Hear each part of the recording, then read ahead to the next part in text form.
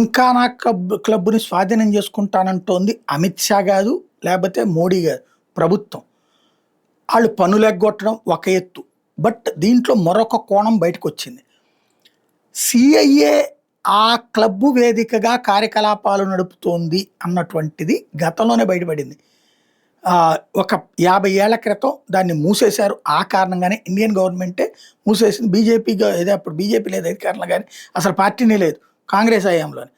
27 ఎకరాలు ఓవరాల్‌గా prime ministers residence ఏరియాలో చేయడం వెనకాల టెన్నిస్ కోర్టులు, lance, wooden bell rooms, multiple bars, ఢిల్లీలో మోస్ట్ ప్రెస్టీజియస్‌గా తయారు చేయడం వెనకాల ఉన్నదే కోల్డ్ వార్ సందర్భంలోనే సీఐఏ దాన్ని ఒక వేదికగా వాడుకుంది అన్నటువంటి విషయాన్ని మనం చెప్పట్లేదు.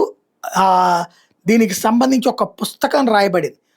సీఐఏకి సంబంధించినటువంటి మాజీ ఆపరేటివ్ రాబర్ట్ బేర్ తను ఒక పుస్తకం రాసుకొచ్చాడు.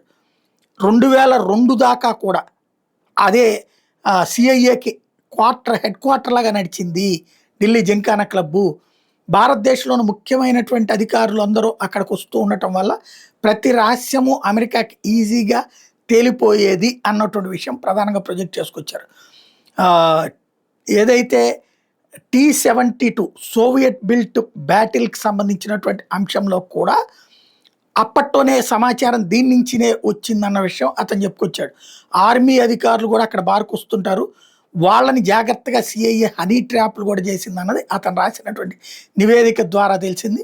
ఇట్లాంటి వ్యవహారమే ఇప్పుడంతా చర్చకొస్తుంది.